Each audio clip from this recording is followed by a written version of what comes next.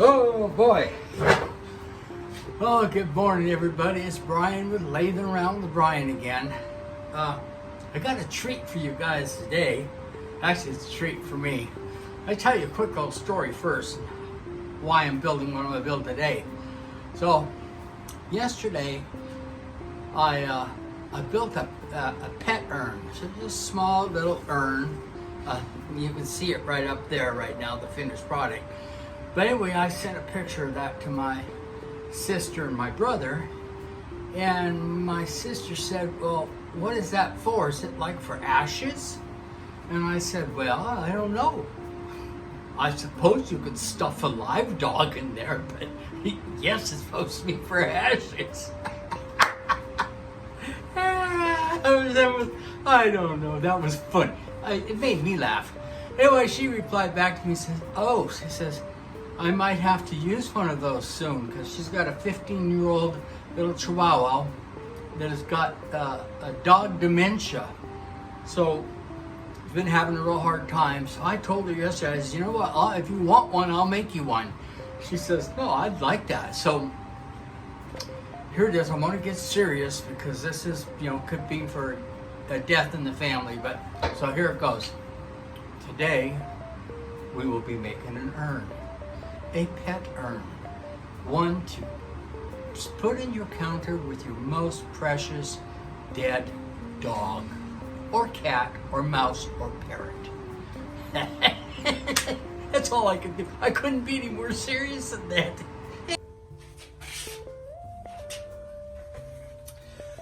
Okay, I've got it mounted up on the lathe. First thing we're going to do is make a cylinder out of it, and then I'll show you how I do the rest. I'll give you quite a bit of video on this one. Using the square carbide tool on this.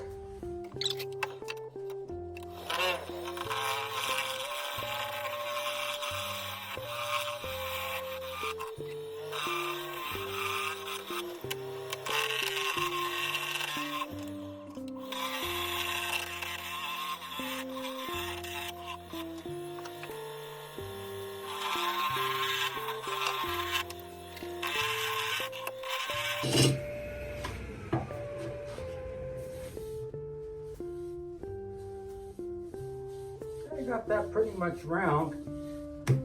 Now I'm gonna put a tenon on the end of one side so I can mount it up in my shop. So here we go, Tenon City.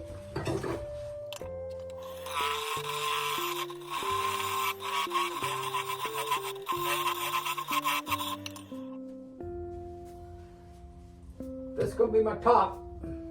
So I've got the tenon on there, and that'll come and square this side off with the when I have it on the truck. So let's go ahead and move this onto a truck.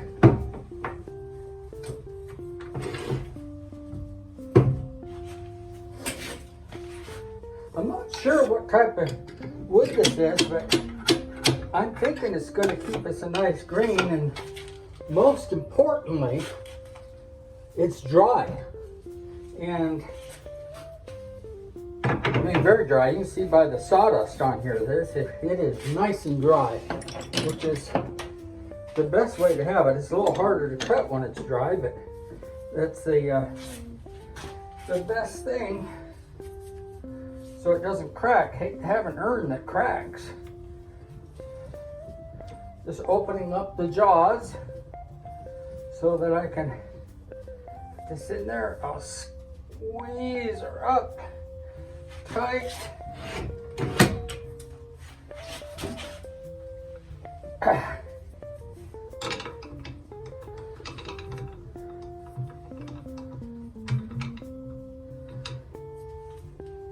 There we go. Okay, let me do this off, and I'm going to put a mortise on this end because this will be my bottom. So I'm going to shape it a little bit while I'm at it.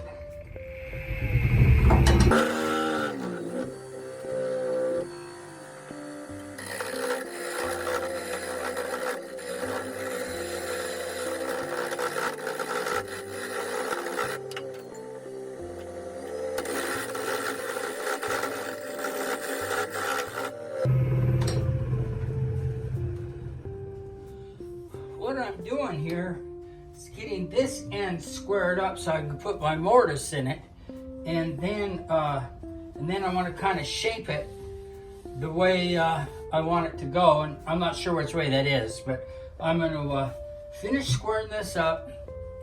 Then I'll put the mortise on it, flip it around, and start on the top, and then work on the bottom. This is the bottom, this is the top.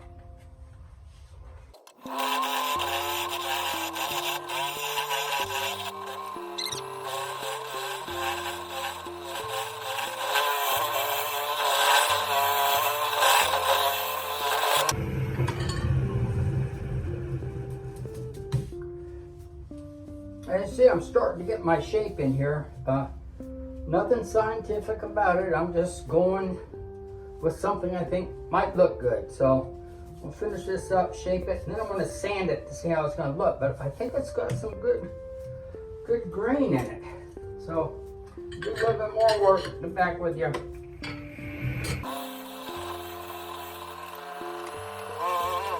You notice the more round it gets, the faster I can go on my lathe, and that's why you just saw me just turn it up.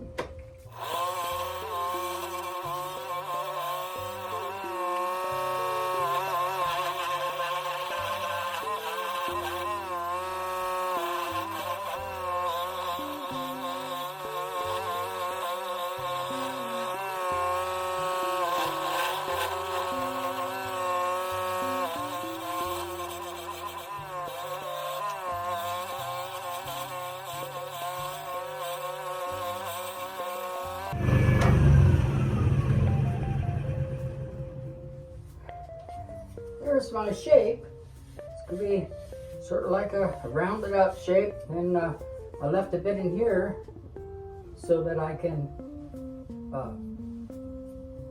use this as a tenon to slip inside this when I do the hole. So yeah, it's coming along pretty good.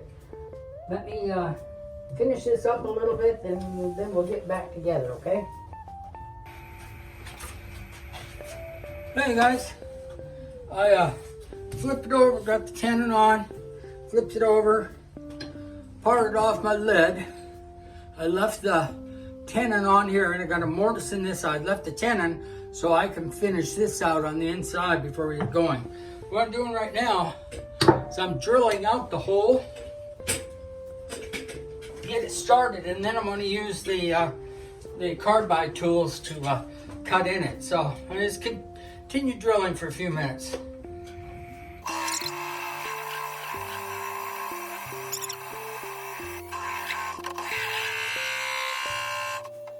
So I got this nifty little tool here. It's a depth finder.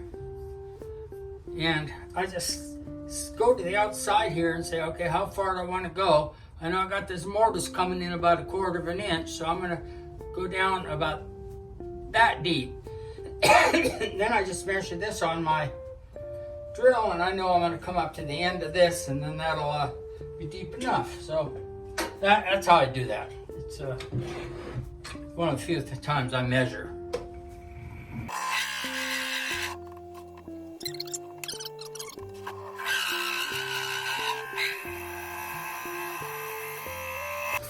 Alright, I'll give you an update. Whoops. This is what I got so far. I'll give it the old twirl. So I think that's going to look good. This is where the lid comes on and off. I'm going to burn a line in here. I'm going to burn a line there and burn a line there. So hopefully you won't even see where the lid connects. It's not a super tight fit, but as an urn, you'll probably glue that shut anyway. So what I'm going to do now is I'm going to round this off. I'm not going to show it, but I'm going to round this off, and then I'm going to sand it all, put my lines in. When I'm all done, after I got it polished up, I'll get back with you. But it's been a good morning. Okay, this is the part I love the most every time. It's this is done. So I don't know, I started this about 10, 11 o'clock, and now it's like 2:30. So not bad for a morning's worth, but I made a a pet urn. That's what I'm calling it. It's for my sister. But let me flip you around and show you what we got. And now close off and lay them with Brian. Having fun. Okay, there you have it. Finished product.